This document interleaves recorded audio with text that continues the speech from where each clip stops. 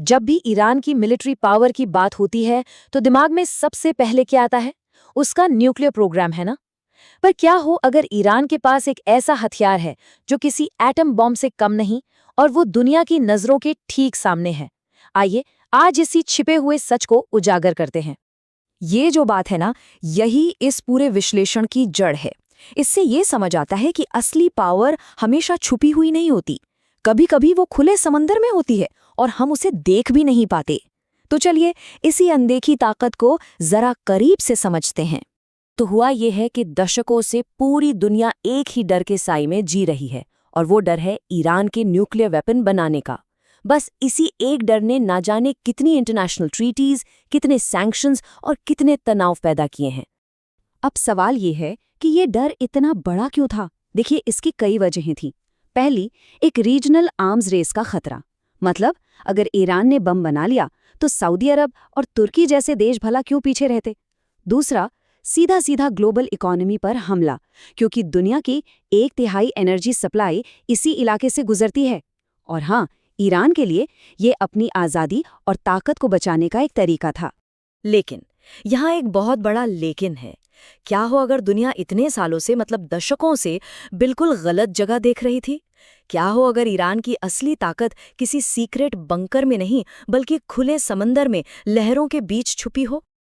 और यहीं हम पहुंचते हैं इस पूरी कहानी के सेंटर में, स्ट्रेट ऑफ हुर्मुज़। ये सिर्फ एक समुद्री रास्ता नहीं है, बल्कि एक ऐसा जियोपॉलिटिकल हथियार है जो पूरी दुनिया की अर्थव्यवस्था को घुटनों पर ला सकता है। तो ऐसा क्या खास है इस हथियार में? चलिए स्ट्रेट ऑफ हॉर्मुज़ की बनावट को थोड़ा डिटेल में समझते हैं और देखते हैं कि कैसे दुनिया की नाब्ज़ ईरान के हाथ में है। देखिए, इसकी सारी ताकत ना इसकी बनावट में ही छिपी है। अपने सबसे संकरे पॉइंट पर यह सिर्फ 33 किलोमीटर चौड़ा है। अब जरा सोचिए, दुनिया के सबसे बड़े बड़े तेल के टैंकर एक इतनी पतली सी गली से गुजर रहे हैं जिसके एक तरफ ईरान का पहाड़ी किनारा है जहां से हर एक हरकत पर नजर रखी जा सकती है। बस यही ज्योग्राफिकल लोकेशन ईरान को एक जबरदस्त कंट्रोल देती है। और इस रास्ते पर दुनिया की डिपेंडेंसी तो चौंकाने वाली है। भारत, चीन, जापान और साउथ कोरिया जैसी बड़ी बड़ी इकोनॉमिक पावर अपने तेल का 76% हिस्सा यहीं से मंगाती हैं।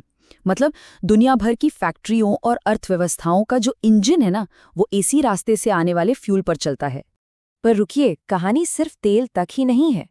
दुनिया की 20% गैस, 1/3 फर्टिलाइजर, जिससे हमारी फूड सिक्योरिटी जुड़ी है, और इंडस्ट्रीज के लिए जरूरी मिनरल्स भी इसी रास्ते से आते हैं।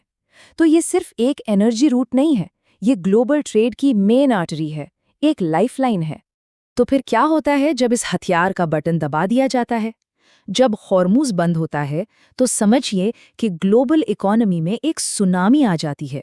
और कमाल की बात यह है कि ईरान को इसे बंद करने के लिए कोई बड़ी जंग लड़ने की जरूरत भी नहीं है। बस कुछ जहाजों को एक वार्निंग, शायद एक छोटा सा ड्रोन अटैक, और पूरी दुनिया में हड़कंप मच जाएगा। इंश्योरेंस कंपनियां फौरन अपने रेट्स आसमान पर पहुंचा देंगी, शिपिंग कंपनियां अपने जहाज रोक लेंगी, और देखते ही देखते कुछ ही घंटों के अंदर पूरा ग्लोबल ट्रेड ठप पड़ जाएगा। और इसके जो इकोनॉमिक नतीजे होंगे वो बहुत भयानक होंगे। मॉर्निंग स्टार का अंदाजा है कि नुकसान $2.2 ट्रिलियन तक जा सकता है। ये तो कई देशों की पूरी इकोनॉमी से भी ज्यादा है। और अमेरिकन फेडरल रिजर्व कहता है कि सिर्फ 3 महीने की रुकावट भी ग्लोबल ग्रोथ रेट को करीब 3% तक गिरा सकती है। मतलब दुनिया भर में मंदी का खतरा। अगर इसे भारत के नजरिए से देखें तो इसका मतलब हो सकता है जीडीपी में सीधे सीधे 1% की गिरावट। ये दिखाता है कि कैसे हजारों मील दूर एक समुद्री रास्ते पर जो संकट पैदा होता है वो सीधा आम लोगों की जेब पर असर डालता है। अच्छा, इकोनॉमिक झटकों के साथ ही शुरू होता है पॉलिटिकल भूचाल। जब अर्थव्यवस्थाएं लड़खड़ाती हैं तो देशों के बीच दशकों पुराने रिश्ते भी दांव पर लग जाते हैं। और फिर शुरू होता है एक चेन रिएक्शन। यूरोप में पेट्रोल डीजल के दाम आसमान छूने लगते हैं और यूरोपीय देश अमेरिका पर प्रेशर बनाना शुरू कर देते हैं। अमेरिका में बढ़ती महंगाई से जनता सरकार के खिलाफ हो जाती है। और इस सब के बीच ईरान, वो शांत बैठा रहता है, क्योंकि उसे पता है कि मिलिट्री एक्शन के अलावा अमेरिका के पास ज्यादा ऑप्शन है नहीं। तो सवाल उठता है कि इस हथियारबंद पानी के रास्ते का भविष्य क्या है? इसके लंबे समय तक क्या असर होंगे? देखिए, इस पूरे झगड़े की जड़ में ना इंटरनेशनल लॉ की दो बिल्कुल अलग-अलग समझ हैं। एक तरफ है अमेरिका और यूनाइटेड नेशंस, जो इसे एक इंटरनेशनल वाटरवे मानते हैं जो सबके लिए खुला रहना चाहिए, और दूसरी तरफ है ईरान, जो अपने किनारे से 12 नॉटिकल मील तक के हिस्से को अपना इलाका मानता है, जिस पर उसका हक है।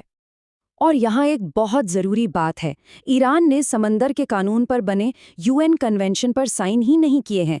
ये चीज़ उसे अपने दावे के लिए एक तरह का लीगल कवर देती है, जिससे ये डिप्लोमेटिक गुत्थी और भी ज़्यादा उलझ जाती है।